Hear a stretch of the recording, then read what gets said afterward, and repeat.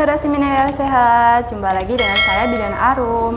Kali ini saya tidak sendirian ya, tapi ditemani dengan dokter muda.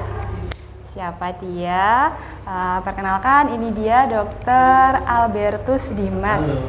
Atau biasa sering dipanggilnya Dokter Dimas. Dimas ya dok ya. Ya, senang sekali. Kali ini kita mau berbagi informasi kesehatan mengenai dispepsia ya dok ya? Lebih tepatnya sih tentang sakit mah sih. Sakit mah, oke. Ini banyak yang bertanya-tanya sebenarnya dispepsia atau sakit mah itu apa sih dok? Sebenarnya biasa orang lebih sering dengan sakit mah ya. Jadi sakit mah itu adalah, biasa di kedokteran kita sebut dispepsia, itu adalah suatu kumpulan gejala yang menyerang perut bagian atas. Perut bagian atas, kenapa sih perut bagian atas? Perut itu bisa dibagi beberapa bagian. Jadi kenapa dia bagian atas? Karena lambung itu letaknya di perut bagian atas.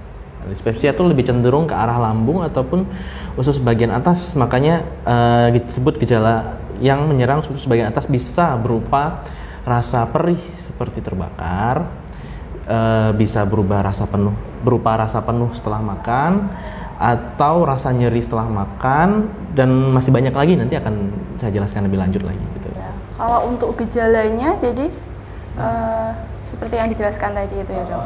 Nanti seperti yang tadi saya bilang, memang sebenarnya ada beberapa gejala.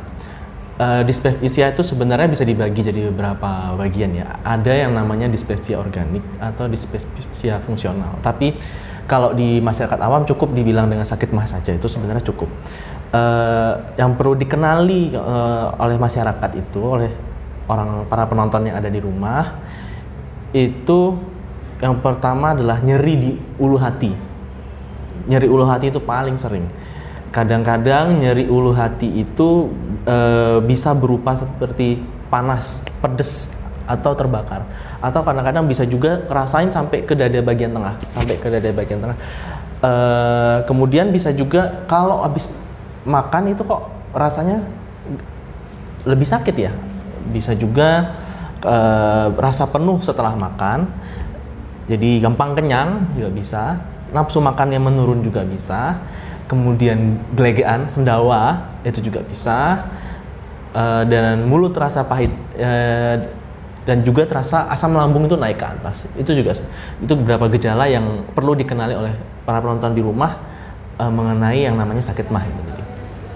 Kalau untuk penyebabnya sendiri itu kenapa ya dok? Kalau penyebabnya banyak sebenarnya. Ada infeksi. Nah, infeksi itu tidak terlalu jelas ya kalau infeksi ya. Jadi kalau infeksi saya tidak akan jelaskan lebih lanjut. Yang kemudian ada juga masalah faktor gaya hidup. Orang Indonesia ini cenderungnya kalau makan, kalau nggak pedas, nggak asam itu kan nggak sah. Tapi sebenarnya makanan-makanan itu cenderung meningkatkan produksi asam lambung sehingga mudah untuk kita sakit mah. Bisa juga ini banyak orang yang nggak aware gitu ya, nggak perhatian. Faktor psikologis seperti depresi dan seperti cemas itu bisa membuat seseorang bisa terkena sakit mah. Ada beberapa hormon yang aktif terutama di orang-orang yang punya psikologisnya yang labil gitu. Seperti salah satu contohnya hormon adrenal. Hormon adrenal itu bisa meningkatkan pencernaan kita, dan termasuk salah satunya meningkatkan produksi asam lambung sehingga gampang terkena sakit mah.